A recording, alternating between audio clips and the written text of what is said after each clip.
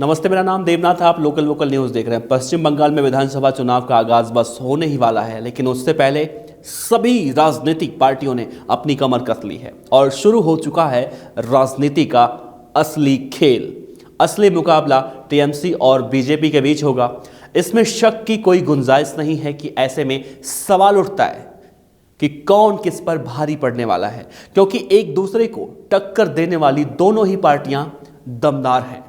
लेकिन सबसे बड़ा प्रश्न यह उठता है कि जिस जगह और वहां के लोगों की वजह से ममता को मुख्यमंत्री बनने का सौभाग्य मिला था, वही जगह ममता के विनाश का कारण भी बन सकती है।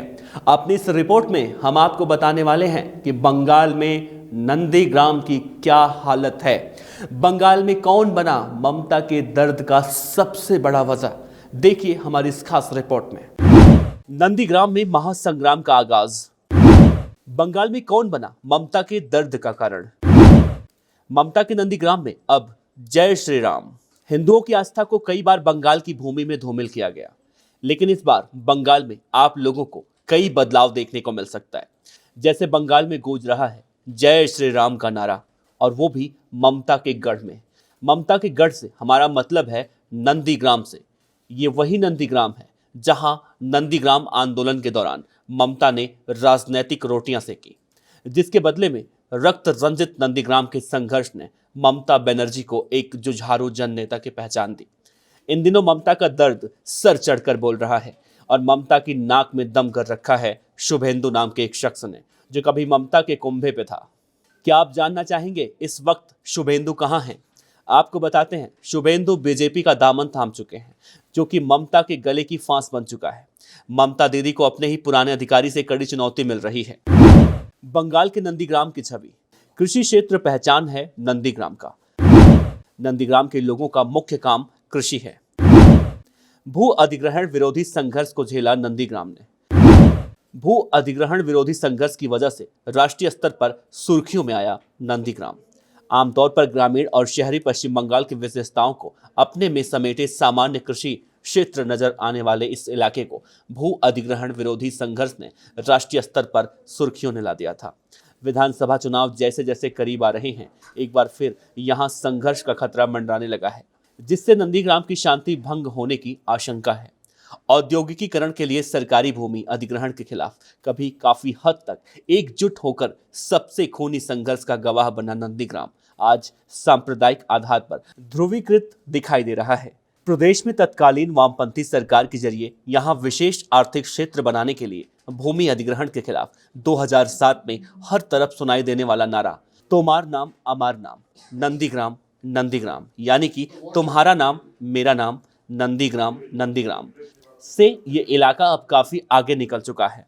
आज नंदीग्राम की दीवारों पर धुंधले दिखाई देते हैं तोमार नाम अमार नाम, नंदीग्राम नंदीग्राम, और अब इसकी जगह जय श्री राम का नारा प्रमुखता से दिखाई दे रहा है।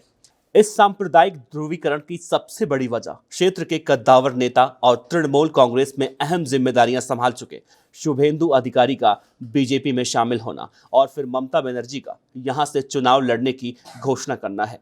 ममता बनर्जी और शुभेंदु दोनों ही नंदीग्राम आंदोलन के नायक रहे हैं।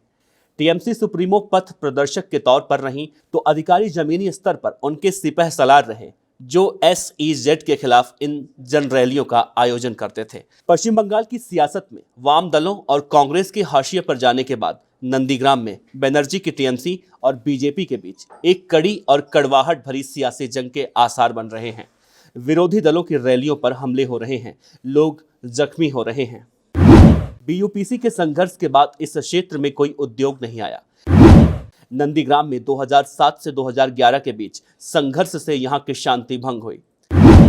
BUPC और माकपा समर्थकों के बीच हुई झड़प में कई लोग मारे गए। नंदीग्राम विधानसभा क्षेत्र में करीब 70% हिंदू हैं, जबकि शेष मुसलमान। तामलुक जिले के बीजेपी महासचिव गौर हरि मैती के अनुसार नंदीग्राम विस्फोट के मुहाने पर बैठा है, और इसके लिए सिर्फ टीएमसी के तुष्टीकरण की राजनीति जिम्मेदार है। अगर आप बहुसंख्यक समुदाय को उसके अधिकार देने से इनकार कर देंगे तो आपको परिणाम भुगतने होंगे। टीएमसी के पूर्वी मिदनापुर के प्रमुख अखिल गिरी को भरोसा है कि नंदीग्राम में अपना धर्मनिरपेक्ष चरित्र नहीं खोएगा। उन्होंने कहा कि शुभेंदु और उनके दरबारी नेता कहते हैं कि नंदीग्राम विधानसभा क्षेत्र में करीब 2,12,000 हिंदू और 70,000 मुसलमान मतदाता हैं, लेकिन हम उनके सांप्रदायिक डिजाइन को परास्त कर देंगे। नंदीग्राम धर्मनिरपेक्षता का केंद्र है और हमेशा रहेगा। जैसे जैसे चुनाव के दिन नजदीक आ रहे हैं, चुनावी पारा बढ़ता जा रहा है। नंदीग्राम का अस्तित्व कहां जाकर रुकेगा, ये तो आने वाले दिनों में साफ होता जाएगा। लेकिन क्या ममता अपने मंसूबों पर कामयाब हो पाएंगी? फिर ममता को अपने पुराने साथियों से होना पड़ेगा परास्त। इस बारे में अभी सस्पेंस बना रहेगा। Team local vocal.